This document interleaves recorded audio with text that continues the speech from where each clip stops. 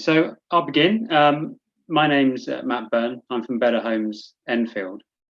So I've just got about 15 minutes looking at the importance of green space, particularly in Eastern Enfield. And by green space, I'm really referring to not just parks, but also tree-lined streets and allotments, riverbanks, which we have quite a few, and of course reservoirs as well. I'm sure this group will all be pretty familiar with the benefits of green infrastructure and green space in terms of urban well-being. So clearly there's benefits for health. Our green space is providing space for rest and relaxation and exercise and to prevent overheating. Green research shows that greener environments have been shown to reduce levels of depression, anxiety and fatigue. Really access to decent quality green space, and that's the important thing, decent quality green space, is associated with an enhanced quality of life for both children and adults. There's also, of course, social benefits, allowing people to come together in a shared space. These spaces can help bind communities together, particularly the most disadvantaged communities, the research shows. They can work to reduce loneliness and also, as we've just seen, give us a sense of belonging and a shared heritage attached to those green spaces. There's also, of course, environmental benefits, because green spaces and green infrastructure can help us to mitigate some of the negative effects of air pollution and excessive heat, particularly urban heat island effect, which I'll come onto in a moment, and flooding. There's, of course, benefits for biodiversity, as well as economic benefits. So, for example, Natural England estimates that 2.1 billion per year could be saved in health costs by improved access to green space. And of course, the pandemic and the recent heat waves have just emphasised to us all how important green spaces and green infrastructure can be, and how important it is to our well-being. But whilst greener neighbourhoods can benefit everyone, the research shows that they disproportionately benefit disadvantaged groups. And social economic related inequalities in health are lower in areas with greater access to green space. And this is a really important finding. So before we talk about some of the issues with the eastern parts of Enfield of green space, it's important perhaps to think about how we measure and understand green space and green infrastructure. So what is enough? How do we, for example, measure quantity? So is the green space big enough for the size of the local population? And that's the really important measurement, not the measurement of the land itself, but the measurement of the land in proportion to the population it has to serve. And of course, quality and value. So in terms of quality, that means, is it a nice place to visit? Is it well maintained? Is it safe? Is it worth visiting? Would we bother to go there? And then, is it valued by local people? And what value means is it's quality and value, it should say on that side. What value means is that you can have green spaces, and you get quite a number of these actually in the east of the borough, in parts of Edmonton, that are sadly of low quality. That's how they would be classified, but are valued and visited and used by local people because of the need to be in green space. The next thing to look at is the accessibility. This is how we understand the green spaces and the green infrastructure the borough needs. So can the people who need it actually use it? Can they get to it safely? Is it in reasonable proximity to where they live or work? Can they get to it without needing to cross major roads? And again, these are big challenges in across parts of the east of the borough, because there's some very significant road infrastructure in places which prevents people being able to easily and safely access some of the green spaces across the borough. particularly the Lee Valley Regional Park there on the eastern side of Enfield, is a place which is underused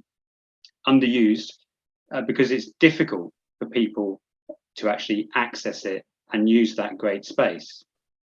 So we have, sorry about that. So we have context, wasn't it, we were on? So the ways that we measure and understand green space: quantity, quality and value, accessibility and context. So context is about the local area. So what is a local area like? Is it high density flats without gardens, or low density housing with gardens? Because clearly you're going to need more green space, or arguably you're going to need more green space where there's a lot of high density flats without gardens. The other thing to bear in mind when you look at context is we need to understand what the surroundings are like, because that can dictate whether the green space is workable or not. So for example, we're seeing some ideas for new parks in Meridian Water that are going to be surrounded by industrial estates unless something changes pretty quickly. And that is going to have problems for when people visit those parks and at what time of day. So it really matters what the context might be. You can have similar problems as well when city parks are purely surrounded by housing targeted at young professionals. There's a place called Woodbury Down, which has a nice lot of green space. It's nice to visit, but it's often a bit deserted and can feel a bit odd sometimes during the day because there's not a lot of people. There's not a lot of people there because they're all away from work. So how we understand the context of green space is really important. But all of these things are being measured within Enfield. There's you know all about the blue and green strategy, and lurking behind there, I'm not sure how many people may have read it, but there's also the Enfield Blue and Green Infrastructure Audit, which is 118 pages of research about the parks and green spaces across the borough. And this report presents a very clear picture that areas of east of Enfield have limited access to high quality green spaces, particularly those, I should say, towards sort of upper Edmonton and lower Edmonton in those areas, and not so much to the northeast. And they don't benefit from the green and blue infrastructure in the same way as other parts of Enfield. And if we just take a look on this next slide, we can see, maybe not so clearly, but some of the things that are happening. So in the top right hand corner here, you can see that many of the street trees are perhaps not cared for in the way that they might be, and we'll come on to talk about urban street trees some more in a moment. This picture in the bottom right is a picture of what used to be the Brimsdown Football Club and green space there, and it's now largely overgrown and left to rack and ruin, so not accessible and no quality whatsoever. This picture down here in the bottom left is hard to see, but this is actually Greenbelt land, which is located in Upper Edmonton. It's shut off, nobody can use it. You have to climb over a fence to get into it. And it's covered, or it was covered until the council started working on it recently, in rubbish. And then if we go to the top left, I just wanted to share this with you because this is an example of a green space that's been installed at the Alma Road estate. There's lots of good stuff about that development, but this isn't one of them. You can see this is green space just almost being, well, it's almost unusable. I'm never entirely sure what it's meant to be used for, but you can see it's sort of got a few playground bits for children, and often there's cars with their engines running here, which isn't obviously in any way, shape or form ideal for green space. I've only ever seen one person use it once to smoke a fag.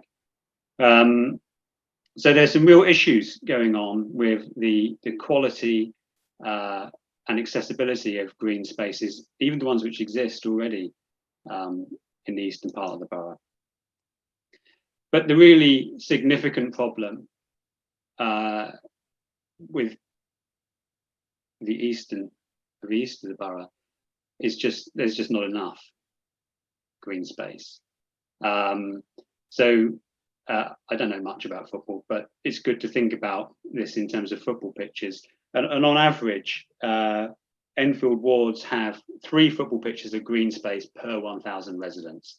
That's what the Blue and Green Infrastructure audit tells us if you work their figures back out into football pitches. So to put that into context, in Lower Edmonton, it's less than a quarter of 1 football pitch per 1,000 residents. It comes in at 0.17 of a football pitch. So clearly, there's simply an inequality, if you like, of green space across the borough, but it really is too low in parts of Edmonton. We should be reaching for around somewhere between 1.5 and 2.5 hectare per thousand. We're just nowhere near that. It's less than 1 hectare per thousand in the most of the wards in the east of the borough.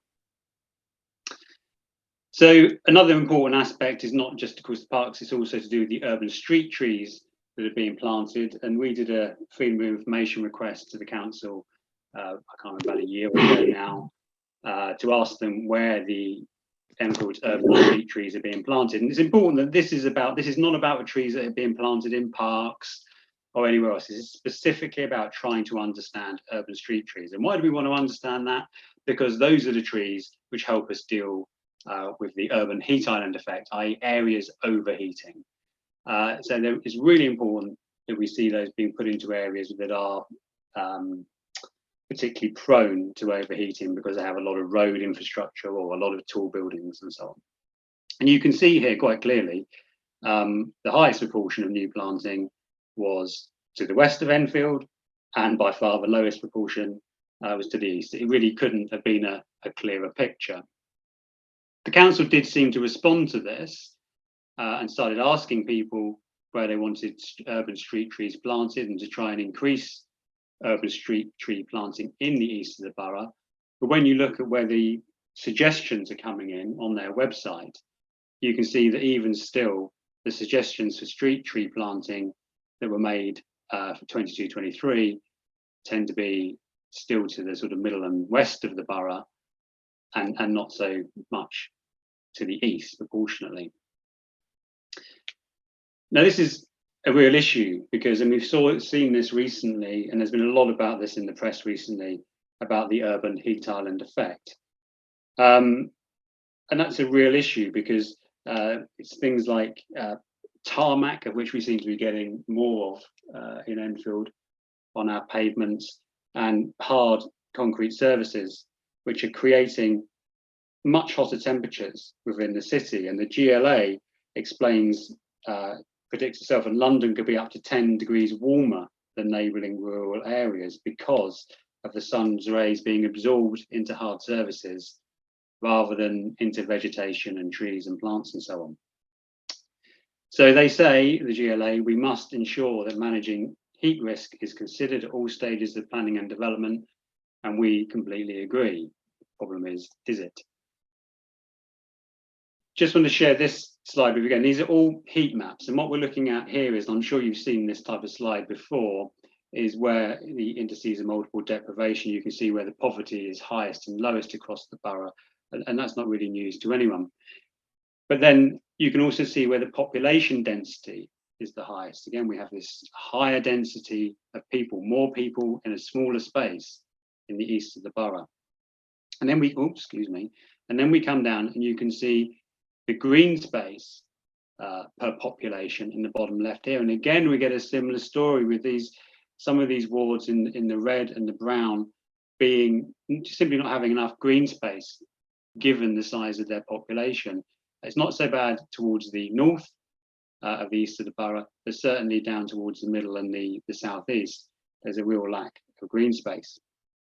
And this really, really matters because if you look at the impact of the urban heat island effect on mortality rates, as some people far cleverer than me worked out, some academics, you can see that the urban heat island effect is having a very serious impact relative to the rest of the borough. So these things really matter. They're having real world consequences. And we need to find ways to get more green infrastructure and green space into the east of the borough. Now, I'm not going to read this all out, don't worry, but the council is already dealing with this, or trying to deal with this, in its draft local plan. Okay, so it's important that they get these policies right, and a lot of these policies, to be fair, do recognise that there is an issue in parts of the borough, and that some areas are deficient in the quantity and quality of green and blue infrastructure that they have. And therefore, the important thing is not only that these policies are adopted, but also that they're followed. And that seems to be the issue. Not that we're not aware of the problem, but it's what we're doing about the problem. So just to give it some context, if you think about what's going on in just some of the, the southeast of the borough alone, and just some of the developments on the cards, or well, supposedly happening over the next 5, 10, 15 years, you've got North Middlesex Hospital, 220 homes, Joyce and Sales, over 1,000 additional homes, so that would be around nearly 2,000 in total on that site. And you've got, who knows what this is going to end up actually being. It seems to vary all the time, but somewhere between 5,000 and 13,000 in Meridian Water. To put that into context, at Meridian Water alone, that is around 30,000 people, more people coming to a part of the borough which is already, as we've seen, suffering from problems of having a very high population in relation to green space available. So there's some real challenges in terms of green space and green infrastructure for Eastern Enfield, and these issues are going to become more challenging just because of the sheer scale of the building that's going to happen down there. Now, building itself is not necessarily a bad thing. It can create the green space and the green infrastructure that we need. It can improve accessibility to green spaces and green infrastructure. But the question is it? So just to round off, what we really desperately do need to see now more than ever is an increased investment in green infrastructure in Eastern Enfield, including urban street tree planting. We just need to get on with it. We need to stop building on existing green spaces. Rather sadly, there's been green space loss in some parts of Eastern Enfield rather than green space gain, which just has to be fought against. We need to support the creation of new parks in Eastern Enfield, and of course, something I've been involved with the CPRE is Banbury Reservoir Park, which would sit on the edge of Meridian Water and create a far larger park within the Lee Valley Regional Park for the existing residents of Edmonton to use, as well as the new residents of Meridian Water and the other schemes down there. The other challenge we need to face is we've got to improve the quality of the existing parks in the area and the accessibility. If you look at the blue and green strategy audit, there's just far too many that are being used, but they just don't have the quality that you really need from a park. And then finally, it's all very well recognizing these problems. It's all very well having policies, very lengthy policies that are recognizing the problems. But the important thing is that these developments actually have to meet these local and national policies for green space provision, and that includes Meridian Water.